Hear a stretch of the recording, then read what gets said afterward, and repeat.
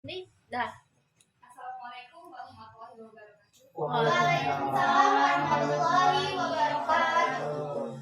Selamat pagi teman-teman semua. Pagi, Kak. Gimana kabarnya hari ini? Alhamdulillah baik. Pertama-tama saya ucapkan terima kasih kepada teman-teman semua karena sudah bisa hadir dan menyempatkan waktunya untuk bisa berkonseling bersama kita semua. Sama.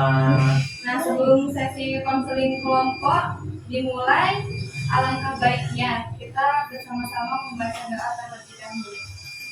Doa.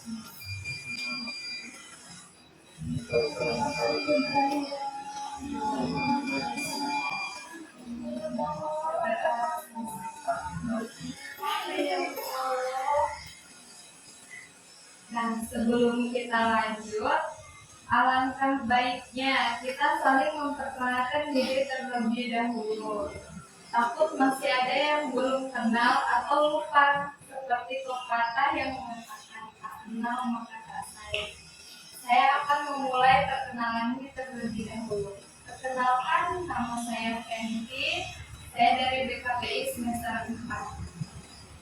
Harap saya minta buat teman-teman memperkenalkan diri terlebih dahulu. Nama saya Erina, saya dari PKPI. Nama saya Aziza, saya dari PKPI. Nama saya Putri. Selanjutnya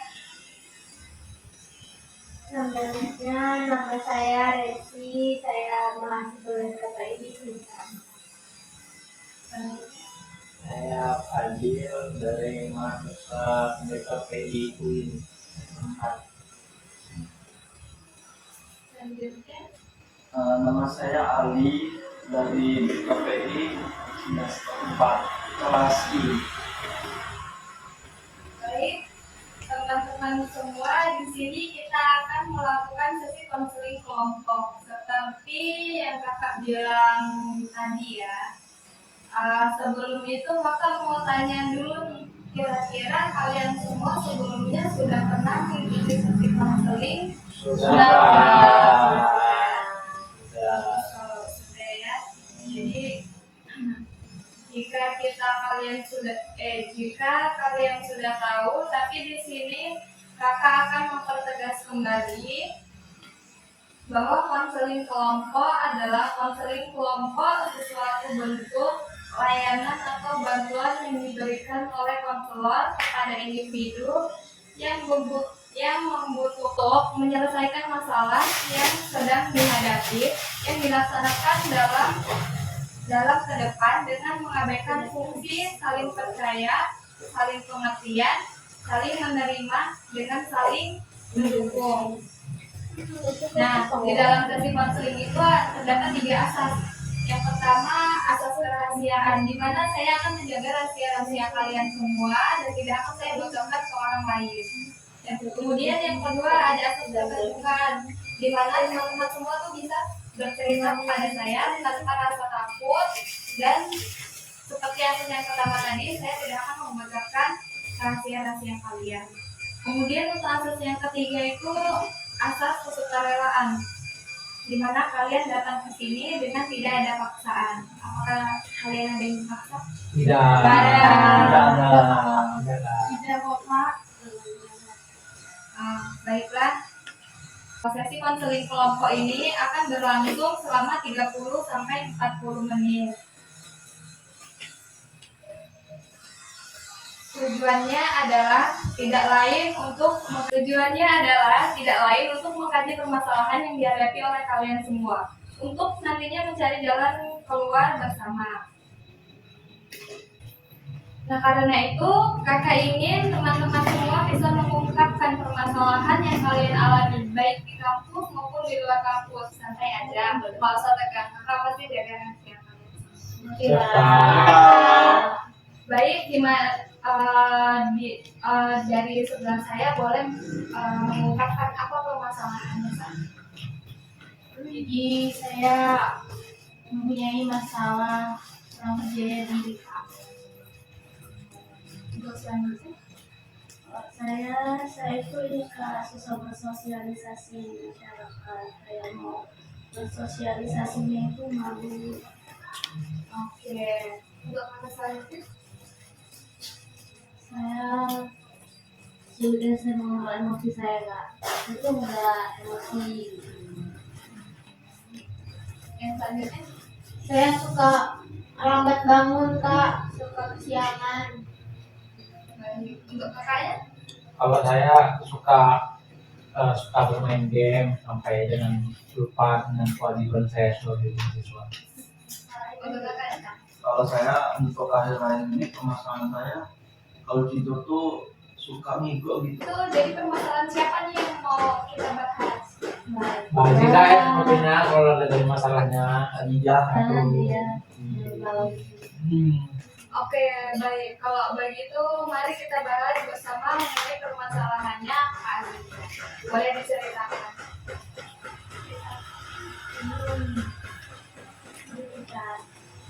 saya kan kayak di rumah itu baru beberapa tahun belakangan ya, belum ada 4 tahun bahkan di rumah. Jadi kayak mau keluar ketemu tetangga, bersosialisasi gitu, kayak kalau ketemu tetangga ada keluar gitu, saya masih mau. Oke. Tadi kan kakaknya menyebutkan bahwa baru beberapa saat tidak ada. Berarti sebelumnya kakak ini ada di mana?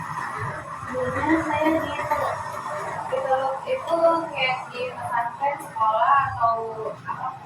saya di sana. Di pesantren. Oke.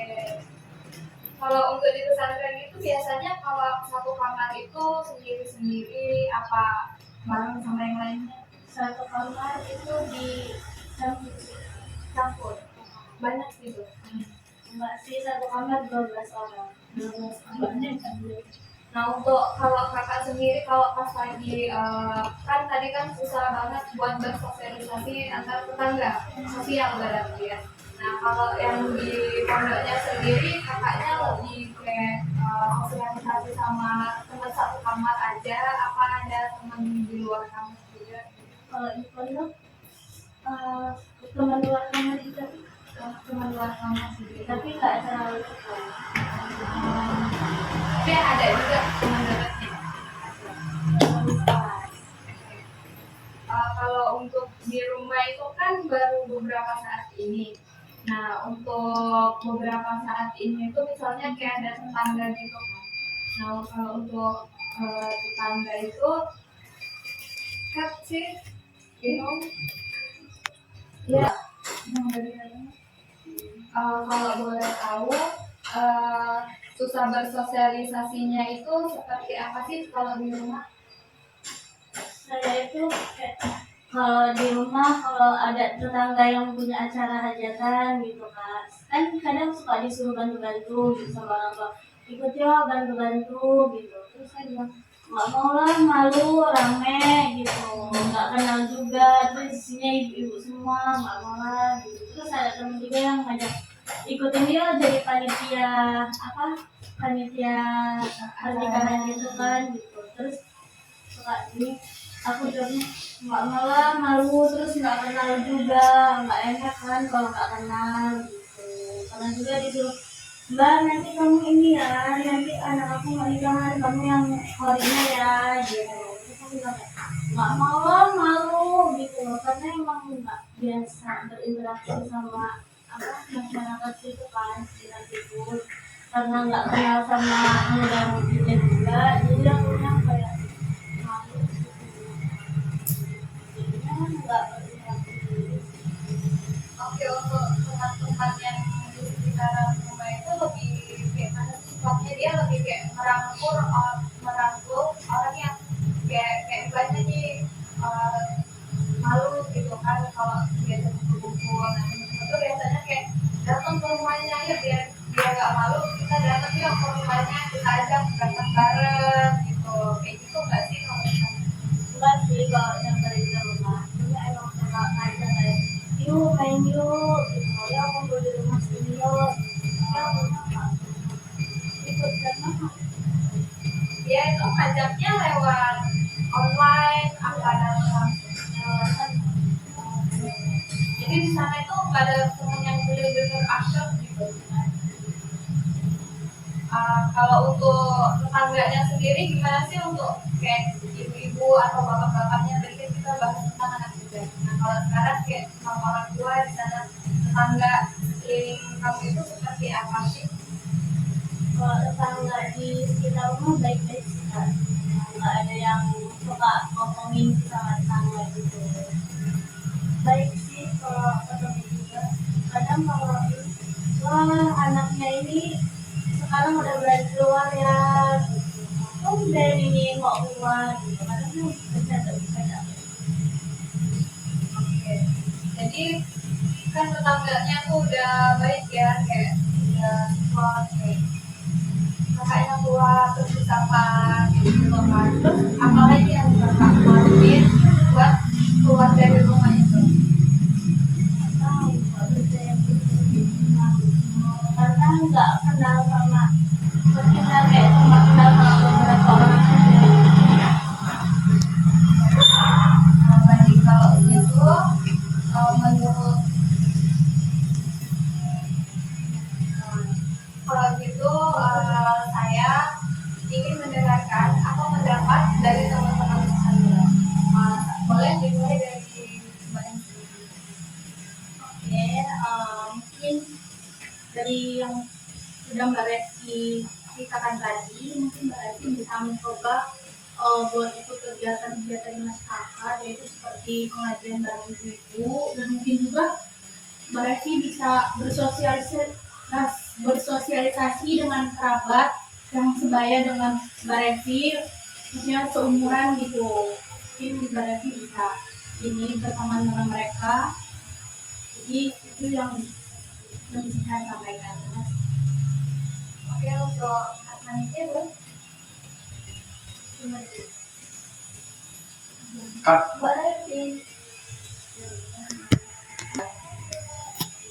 Untuk kakaknya boleh. Menurut saya mungkin Mbak Revi menggantikan dirinya untuk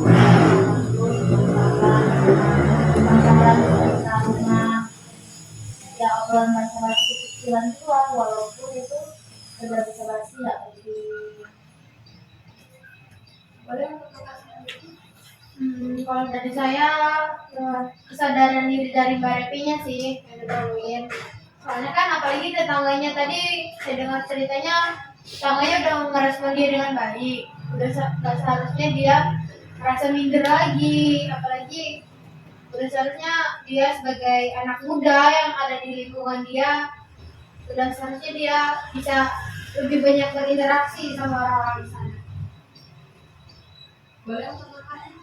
Kalau untuk saya, hilangkan stigma yang namanya tidak percaya diri ya, karena di sana kan Mbak kan sudah tidak sudah dibuat apa sih namanya kayak diterima oleh masyarakat sana. Terus Mbak Revi juga tidak melakukan hal yang membuat Mbak Revi malu kan. Jadi hilangkan stigma yang melekat di pikiran Mbak Revi tentang tidak percaya diri itu. Untuk selanjutnya. Kalau menurut saya pribadi,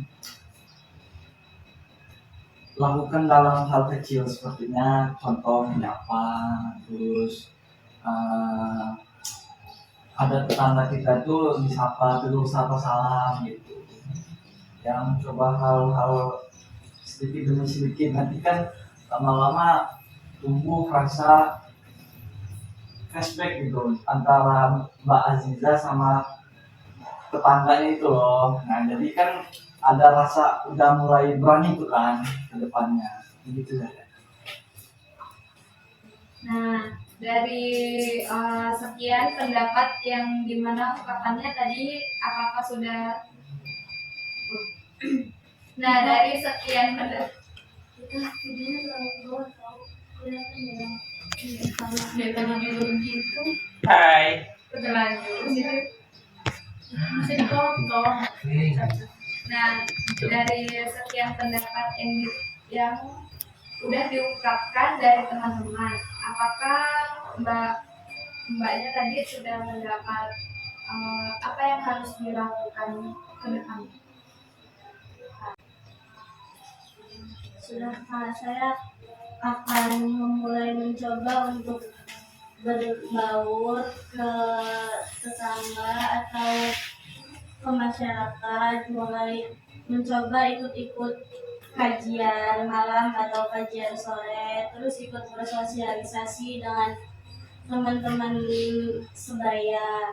Kemudian saya akan mencoba untuk memberanikan diri memulai obrolan dengan tetangga atau teman-teman yang ada di sekitar rumah.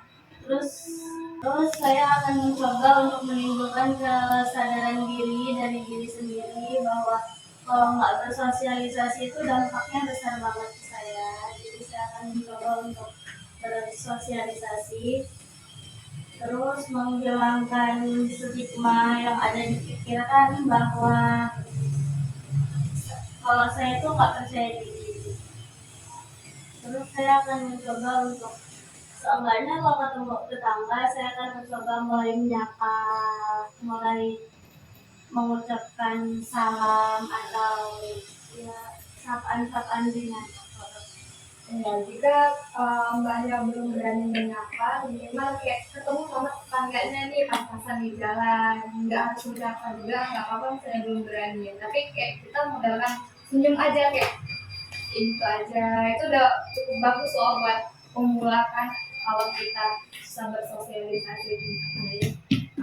Pendapat dari teman-teman saya tadi cukup bagus-bagus ya, bisa diambil buat kakaknya. Dimana pendapatnya itu dari teman-teman yang pertama tuh mencoba membaur seperti berangkat ke pengajian gitu, berangkat ke tempat pesta-pesta gitu kan. Terus yang kedua tuh memberanikan untuk memulai obrolan, mulai kayak tetangga sebelah rumah aja dulu kayak gitu kan, yang kayak sering datang ke rumah gitu kan, mulai dari tetangga yang paling dekat dulu aja nggak apa-apa. Terus kesadaran diri untuk Mbak Revinya tuh kayak oh iya, kalau bukan sekarang saya harus bersosialisasi, mau kapan lagi, nanti pasti saya butuh tetangga saya gitu kan Mbak ya. Terus yang keempatnya tuh menghilangkan stigma tidak percaya diri. Mbak Revi itu harus kayak kenapa sih aku nggak percaya diri, aku harus percaya diri, saya kan sama kayak tetangga saya kayak gitu kan, kayak ya misalnya nih kata kasarnya sama-sama makan nasi kok kayak gitu kan. Nah terus yang terakhir itu mencoba menyapa, setidaknya tersenyum seperti yang saya bilang tadi. Kalau ketemu, kalau belum berani membuka obrolan terlebih dahulu, seenggaknya kita senyum. Pasti kan nanti kan yang lihat kita tersenyum kepada tetangga kita tadi, tapi dari mana gitu. Oke,